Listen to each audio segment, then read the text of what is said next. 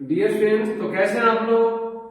तो चलिए हम लोग पढ़ने वाले हैं, बहुत ही शानदार चैप्टर है pair of linear equation in two variables.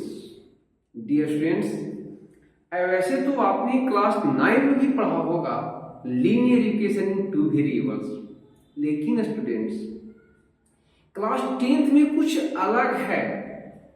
और अगर आपको चाहिए अच्छे मार्क्स तो इस चैप्टर को इग्नोर मत कीजिएगा, ये बहुत इंपॉर्टेंट चैप्टर है। आपने क्लास 10th में फर्स्ट चैप्टर पढ़ा होगा real number, second chapter polynomial, और ये थर्ड चैप्टर हम लोग पढ़ने वाले हैं। अगर अभी तक आपने 2 चैप्टर को नहीं पढ़ा है तो सबसे पहले उसे पढ़िए। मैंने बना रखा है वो दोनों पर वीडियो, और बहुत ही शानदार है। अगर आप उसको पढ़ लेते हैं तो हम समझते हैं उसमें आपको 100 में 100 रोकने वाला कोई नहीं है। तो चलिए आज इसमें 100 में 100 लाने का प्रयास करें। और आज की वीडियो में हम इंट्रोडक्शन देखेंगे, यानी कि introduction of pair of linear equation in two variable. चलिए इंट्रोडक्शन के साथ शुरुआत करते हैं। A pair of linear equation in two variables क्या होती है। डियर स्टूडेंट, पहले हम थोड़ा सा बेसिक चलेंगे, बहुत ज्यादा नहीं, थोड़ा सा बेसिक चलेंगे और शॉर्ट में चलेंगे। ए वेरिएबल्स क्या होती है। डियर स्टूडेंट, जैसे कि आप जानते हैं वेरिएबल्स मीन्स वैसे क्वांटिटी जिसका वैल्यू चेंज होते रहता है। वैसे क्वांटिटी जिसका वैल्यू चेंज होते रहता है वह वेरिएबल होता है। जैसे हमने वेरिएबल के रूप में क्या लेते हैं, एक्स और वाई, ये सब लेते हैं ना। वेरिएबल के रूप में इसका वैल्यू क्या होता है, चेंज होते रहता है। तो जिस क्वांटिटी का वैल्यू चेंज होता है वह वेरिएबल होता है। तो क्लियर हो गया वेरिएबल क्या होती है। अब है टू वेरिएबल की बात करेंगे। टू वेरिएबल यानी कि एक वन वेरिएबल की बात नहीं करेंगे, हम लोग टू वेरिएबल की बात करेंगे। एक में लेंगे एक्स और एक वाई। एक्स और वाई टू वेरिएबल, हमें मिनिमम 2 वेरिएबल लेना है, एक्स एंड वाई। तो 2 वेरिएबल की बात करेंगे इसमें हम इस चैप्टर में।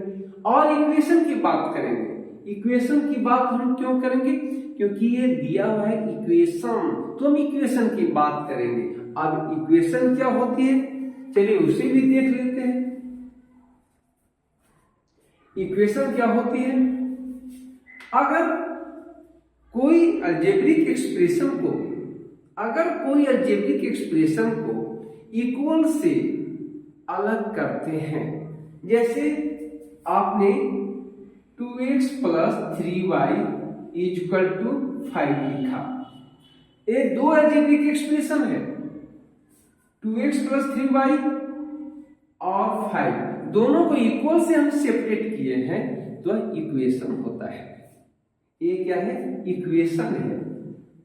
अगर आपने लिखा x = 5, ये भी एक इक्वेशन है। x = 5 ये भी एक इक्वेशन है। अगर आपने लिखा 3x + y = 9, ये भी एक इक्वेशन है, क्योंकि बीच में इक्वल का साइन है। तो इक्वल का साइन होगा वह इक्वेशन होगा, इक्वल का साइन होगा इक्वेशन होगा। तो ये भी क्लियर हो गया कि इक्वेशन क्या होती है। चलिए अब हम लोग बात करने जा रहे हैं, इक्वेशन तो हो गई, लीनियर क्या होती है। आपने अभी इक्वेशन देखा 3x + 2y = 9। अगर इस इक्वेशन की बात करें तो इसमें 2 वेरिएबल है, x और y। हमें 2 वेरिएबल्स की बात करनी है, इसलिए इस चैप्टर में हमेशा 2 वेरिएबल लेंगे, x और y। x का पावर क्या है, 1 है, y का पावर 1। तो जिस वेरिएबल का पावर 1 होता है वह लीनियर होता है। जिस वेरिएबल का पावर 1 होता है वह लीनियर होता है। तो इसका पावर कितना है, x का पावर 1 है, y का पावर 1 है, तो वह लीनियर है। ये भी क्लियर हो गया।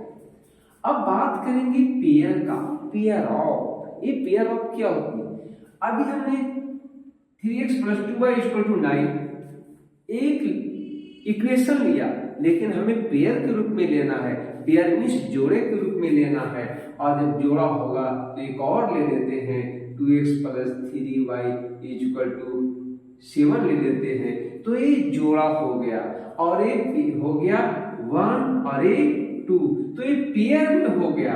तो इसे बोलते हैं पेयर ऑफ, यानी कि दो पेयर। ये कौन सा इक्वेशन है? लीनियर, पावर x का पावर 1 और y का पावर 1 इन 2 वेरिएबल। कितने वेरिएबल में?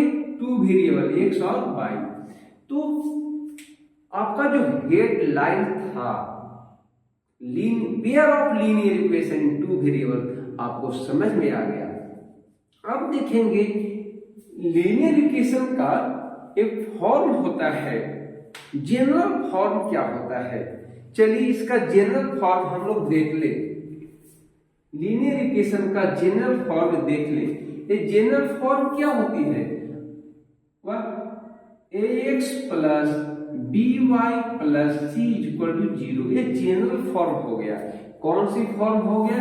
General form. जनरल फॉर्म हो गया किसका? लीनियर इक्वेशन का जनरल फॉर्म हो गया 2 वेरिएबल। लीनियर इक्वेशन इन 2 वेरिएबल का जनरल फॉर्म हो गया। लेकिन अगर हम पेयर में लिखेंगे, तो क्या होगा? a1x + b1y + c1 = 0 एक लीनियर इक्वेशन हो गया। और a2x + b2y + c2 = 0 ये सेकंड में हो गया। तो ये हो गया जनरल फॉर्म हो गया pair of linear equation in 2 variable का। ये हो गया। बात है ये लीनियर इक्वेशन हम पढ़ते क्यों हैं?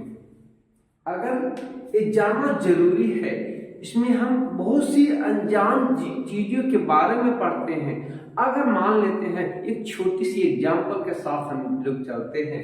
अगर आपसे बोले कि आपका फादर का एज पता नहीं, हम x मान लें, आपका एज पता नहीं, y मान लें, आपका फादर के एज पता नहीं, आपका एज पता नहीं, हम दोनों का किसी का x मानते हैं, किसी का y मानते हैं, एक रिलेशन है दोनों में। अगर कहेंगे आपके फादर का एज आपके एज से डबल है, आपके एज से डबल है, तो आपके फादर का एज आपके एज से डबल है। तो अगर आपका एज अगर y है तो उसमें हमने 2 से मल्टीप्लाई किया, क्योंकि आपके फादर का एज आपके एज से डबल है। अगर एक क्लू और देते हैं, इससे पता नहीं चल रहा है, तो एक क्लू और देते हैं क्या कि आपका एज और आपके फादर का एज और आपका एज का अगर सम किया जाए, दोनों को जोड़ दिया जाए, तो 75 इयर्स होता है। तो दोनों का एज क्या है? इस तरह के क्वेश्चन को आप इजी वे में बना सकते हैं। किसके? लीनियर इक्वेशन इन 2 वेरिएबल के द्वारा। तो अननोन चीजें के बारे में हम पता करने के लिए हम किसकी सहारा लेते हैं? लीनियर इक्वेशन इन 2 वेरिएबल का सहारा लेते हैं। अब बात करें कि लीनियर इक्वेशन इन 2 वेरिएबल्स का कितने तरह से हम हल कर सकते हैं, सॉल्यूशन कितने तरह से कर सकते हैं। ऐसे तो स्टूडेंट हम इसे 5-6 सॉल्यूशन के द्वारा बना सकते हैं। चलिए इसे हम 6 मेथड के द्वारा हम बना सकते हैं। लेकिन आपके बोर्ड में सिर्फ 3 मेथड आने वाले हैं, आप टेंशन नहीं ले। आपके बोर्ड में सिर्फ 3 मेथड कौन है? By graphical method, by elimination method, by substitution method. ये 3 मेथड आपको पढ़ना है। अगर आप चाहते हैं कि सभी मेथड को पढ़ा जाए, by cross multiplication method, by comparison method, by ratio determination method, आप सभी मेथड को पढ़ना चाहते हैं तो मैंने सभी पर वीडियो बना रखा है। अगर आपको पता न चले तो कमेंट में लिख सकते हैं, मैं फिर से बना दूंगा। चलिए अब हम लोग by graphical, by elimination, by substitution, ये 3 मेथड को हम लोग पढ़ेंगे। लेकिन आज के वीडियो में सिर्फ इंट्रोडक्शन वाली वीडियो है, तो सिर्फ इंट्रोडक्शन पढ़ेंगे। तो चलिए, by graphical method, by elimination method, by substitution method. अब देखते हैं स्टूडेंट्स, अब देखते हैं एक लीनियर इक्वेशन को सोल्व तो करेंगे, तो क्या क्या कंडीशन इसका है, कंडीशन क्या है सोल्व करने का। अगर आप जानते हैं कि ax plus B Y plus C is equal to 0, आप जैसे जानते हैं ax plus B Y plus C is equal to 0, ये कौन सी इक्वेशन है, लीनियर। ये कौन सी इक्वेशन है, लीनियर। इसका जो ग्राफ रहेगा, ये जो ग्राफ लाइन इसका होगा, ग्राफ लाइन क्या होगा, स्ट्रेट होगा ना, इसका ग्राफ लाइन स्ट्रेट होगा। लेकिन हम बात कर रहे हैं पेयर ऑफ का, पेयर ऑफ, तो दो अगर 1 1 1 a2x plus b2 y plus c2 is equal to 0, अगर ऐसा है तो इसका भी एक ग्राफ लाइन बनेगा, इसका भी एक स्ट्रेट ग्राफ लाइन बनेगा। क्यों? क्योंकि ये भी एक लीनियर इक्वेशन है, तो इसका भी एक स्ट्रेट ग्राफ लाइन बनेगा। अब कंडीशन है कि क्या इसका ग्राफ लाइन का क्या कौन कौन सी कंडीशन हो सकता है। तो डियर स्टूडेंट, इसका हम 3 कंडीशन हम लोग पढ़े हैं, और देखते इसका जो कंडीशन होगा क्या क्या कंडीशन होने वाला है। तो देख लिया कि इसके जो है 2 लीनियर इक्वेशन है, 2 लीनियर इक्वेशन, और दोनों का लीनियर का ग्राफ स्ट्रेट में होता है, लीनियर का ग्राफ स्ट्रेट में होता है, तो इसका सॉल्यूशन भी कितने होगा, इसका सॉल्यूशन कितने होगा। अगर बात करें कि ए आपका a1x plus b1y plus c1 is equal to 0, a1x plus b1y plus c1 is equal to 0, a2x plus b2y plus c2 is equal to 0। ये दोनों लीनियर इक्वेशन है, पेयर ऑफ लीनियर इक्वेशन है। अगर हम बात करें x को हटा दें तो क्या होगा, a1 by a2 is equal to b1 by b2। अगर ऐसा कंडीशन मिलता है a1 by a2 is equal to b1 by b2, अगर ऐसा कंडीशन होता है तो इसके समझेंगे इसका जो ग्राफ होगा, उसका ग्राफ लाइन इंटरसेक्ट करेगा। इसका ग्राफ लाइन क्या करेगा, एक दूसरे को इंटरसेक्ट करेगा, यानी कि इंटरसेक्टिंग होगा।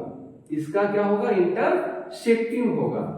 तो फर्स्ट कंडीशन क्या होगा, फर्स्ट कंडीशन होगा a1 by a2 is equal to b1 by b2। अगर दोनों इक्वल है तो इसका लाइन जो है एक दूसरे को इंटरसेक्ट करेगा। जैसे हम लोग बात करें 2x plus 3y is equal to 5 और 3x plus 9y is equal to 10। अब देखिए x को हटा दें तो 2y3 is equal to 3y9। अब इसको देखें 2y3 और 3y9 इक्वल नहीं है, यानी कि क्रॉस करेगा, एक दूसरे को इक्वल नहीं है। तो 2y3 not equal to 3y9, तो इसका ग्राफ क्या होगा, एक दूसरे को इंटरसेक्ट करेगा। और जब एक दूसरे को इंटरसेक्ट करेगा तो उसे हम क्या बोलेंगे, वन सॉल्यूशन, क्योंकि वह एक पॉइंट पर इंटरसेक्ट कर रहा है, तो वन सॉल्यूशन, यानी कि उसको एक वन सॉल्यूशन से ज्यादा हो ही नहीं सकता है, इसलिए इसके यूनिक सॉल्यूशन भी बोलते हैं। यूनिक सॉल्यूशन बोलेंगे, क्योंकि एक पॉइंट पे इंटरसेक्ट कर रहा है तो उसका यूनिक सॉल्यूशन बोलेंगे। अब नेक्स्ट है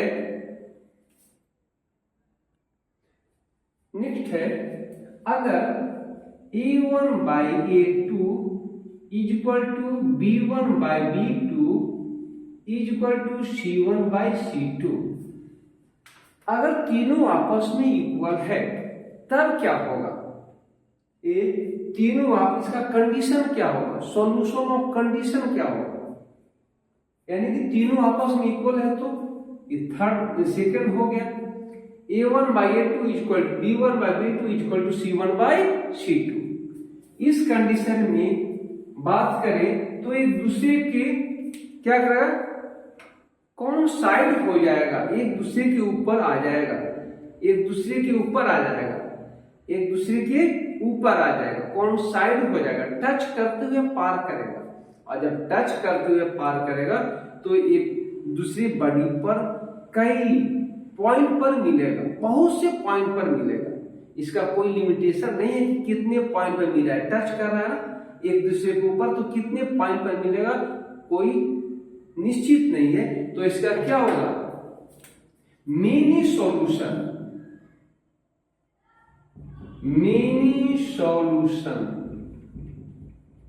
इसका मेनी सॉल्यूशन, इसका ग्राफ लाइन क्या होगा? एक दूसरे के कोइंसाइड करेगा, एक दूसरे के ऊपर आ जाएगा। इसका ग्राफ लाइन क्या होगा? एक दूसरे की कोइंसाइड करेगा, एक दूसरे के ऊपर आ जाएगा। एक लाइन है इसके ऊपर आ जाएगा तो मेनी सॉल्यूशन होगा।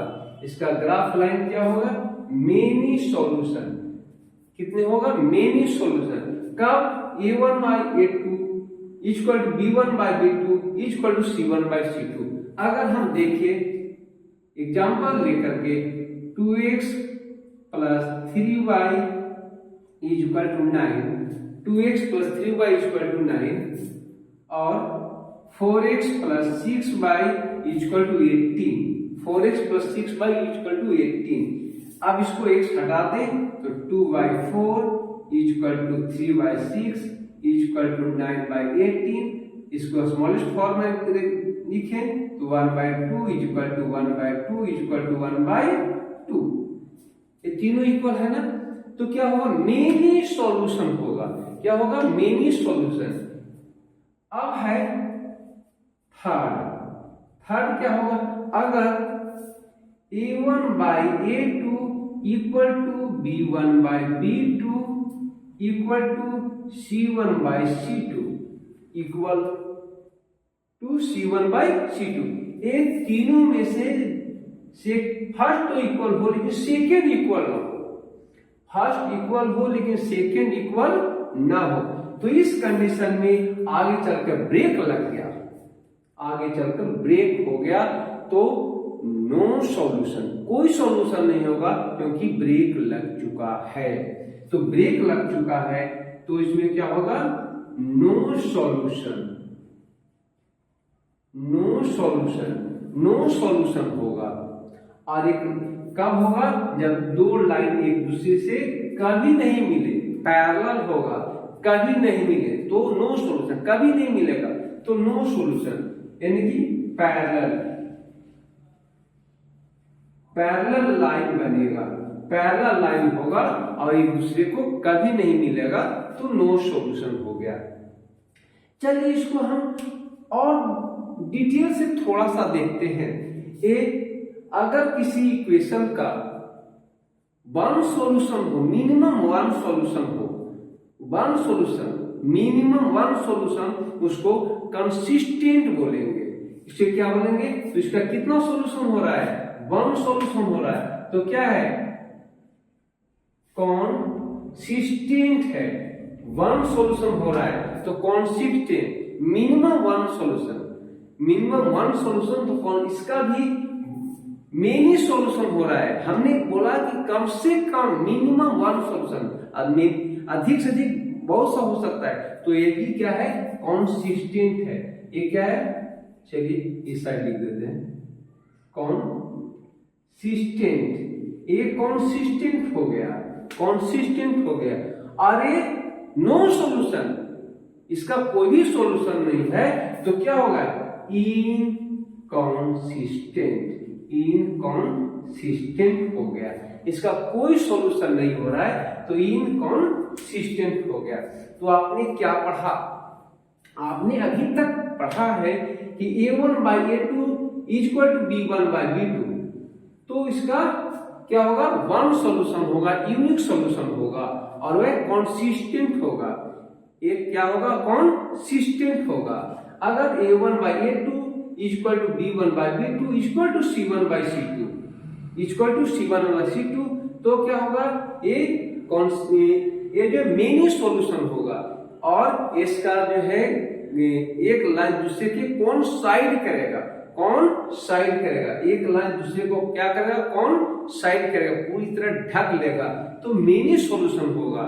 अगर जो a1/a2 equal to b1/b2 not equal to c1/c2, तो ये क्या होगा, नो सॉल्यूशन। ये लाइन पैरेलल होगी, ये लाइन कैसे होगी, पैरेलल होगी और इसका नो सॉल्यूशन होगा। अगर सिस्टम की बात करें तो ये कॉन्सिस्टेंट होगा, इनकॉन्सिस्टेंट होगा, यानी कि इसका इनकॉन्सिस्टेंट मतलब इसका जो है मिनिमम वन सॉल्यूशन होना चाहिए, लेकिन इसमें कोई भी सॉल्यूशन नहीं हो रहा है तो इनकॉन्सिस्टेंट होता है। अगर मिनिमम वन सॉल्यूशन होगा तो कॉन्सिस्टेंट होगा। तो कॉन्सिस्टेंट का मीनिंग समझ गए, मिनिमम वन सॉल्यूशन, और नो सॉल्यूशन है तो इनकॉन्सिस्टेंट होगा। तो अभी आपने ये इंट्रोडक्शन देखा linear equation in two variable का, इंट्रोडक्शन था ये। अब हम लोग नेक्स्ट क्लास में ग्राफिकल सॉल्यूशन देखेंगे, graphical solution of linear equation. तो तब तक के लिए आप जो है इसे बार बार देखते रहिए, समझते रहिए और फिर मिलेंगे नेक्स्ट वीडियो में। Thank you.